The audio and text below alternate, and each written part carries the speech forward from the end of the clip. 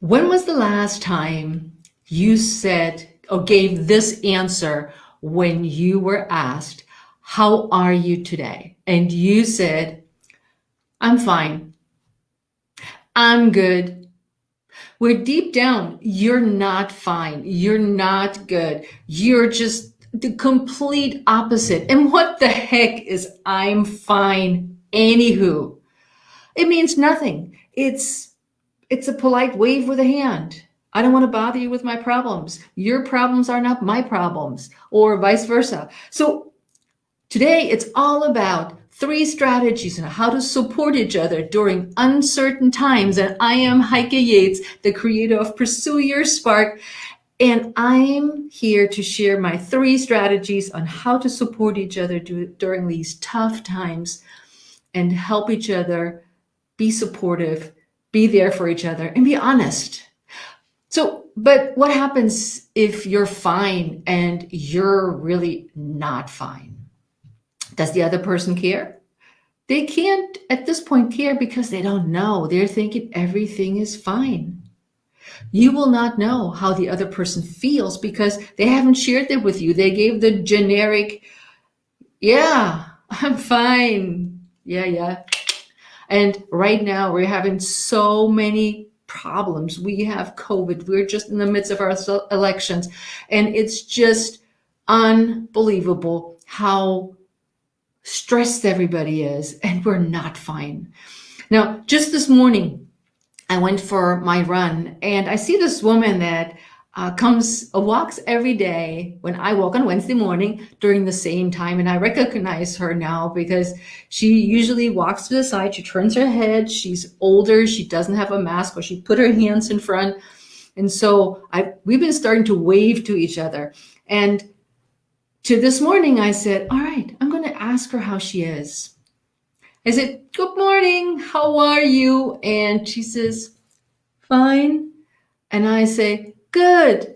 I'm fine too. And I know from both our sides, a big fat lie. We are not fine. Fine. Well, what is fine? Fine means nothing. Fine is just a term of shaking hands. So let's get to the bottom of this. And here's strategy number one when it comes to really taking this listening to the next level is listen more than you talk. So one of the number one strategy is listening more than you talk during all these uncertain times and beyond. Now, as a fitness coach, I am like a hairdresser. My hairdresser knows me for about 15 years. She's been cutting my hair, and she has heard about everything in my life, things that I don't share with anybody else, because I sit there for a good 2.5, 3 hours until my hair is a little bit colored or whatever she does with my hair. And then we tell each other about our businesses, our families, our troubles, our whatever else is coming to our mind. And it's when I go in and I sit down in the chair and she puts her hand on my shoulder and she's like, hey, how you doing? I'm like, oh man, I feel like crap. And this is why. Or we talk about health issues. And this is what I do with my clients as well. I listen, and that's what she does. She just listens.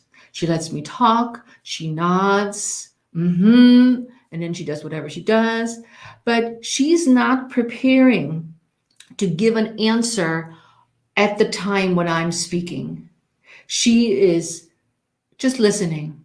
And sometimes all we want to do is just listen and not be offered an answer right away, because we may not look for an answer. We may just look for that we spill the guts, to spill the beans, just to hear ourselves talk about what we're thinking. Because sometimes what we think is different than when we say it out loud.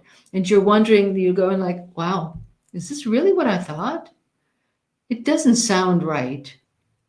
So from the perspective of the listener, listen.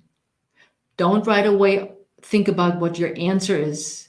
Don't think about how you could help right away. how you could console that person.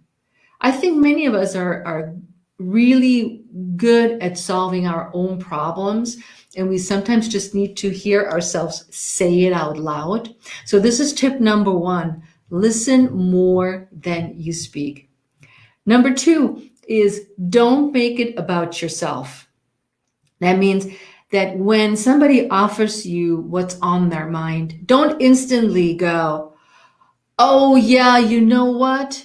This is what happened to me at this. I totally can relate to that because this is my story. And then you tell your story. I want you to go and zip it, as I like to call it, and don't talk about your own story.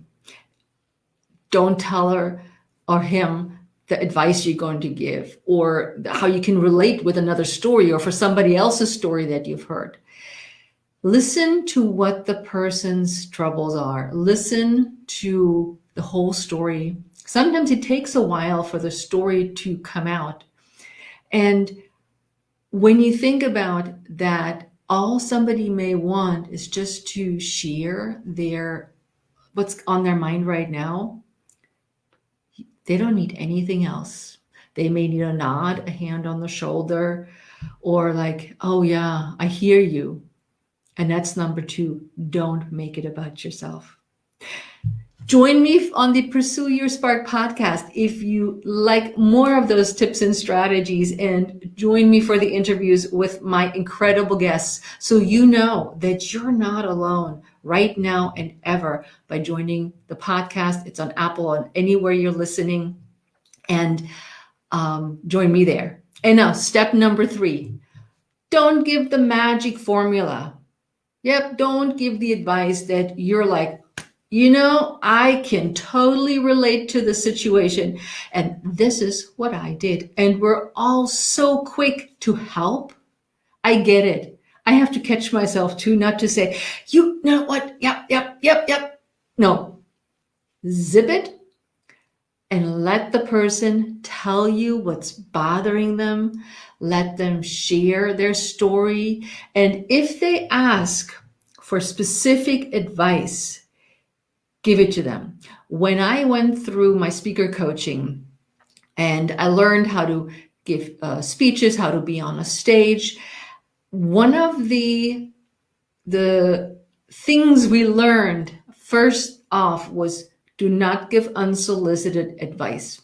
And that means that when we would give our speech that we had prepared in front of an audience, nobody could say, hey, you know, I want you to have more pauses. You should use a different word. You should walk up and down a little bit more, or you're walking too much. No, we had to ask from our position and say, so what did you think about my choice of words?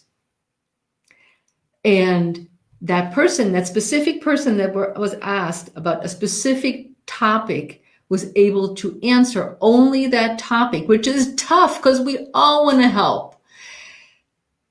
But we went through the course and we practiced not giving the magic bullet or the magic formula to somebody that's not asking for that feedback. And that's tough. So these are my 3 strategies that you can start today and how to support each other during these uncertain, crazy times right now by listen more than you talk, don't make it about yourself, and don't give the magic formula bullet to help that person.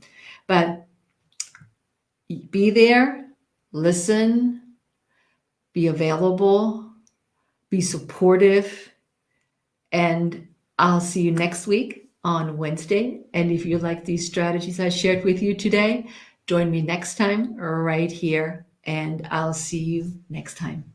Ciao.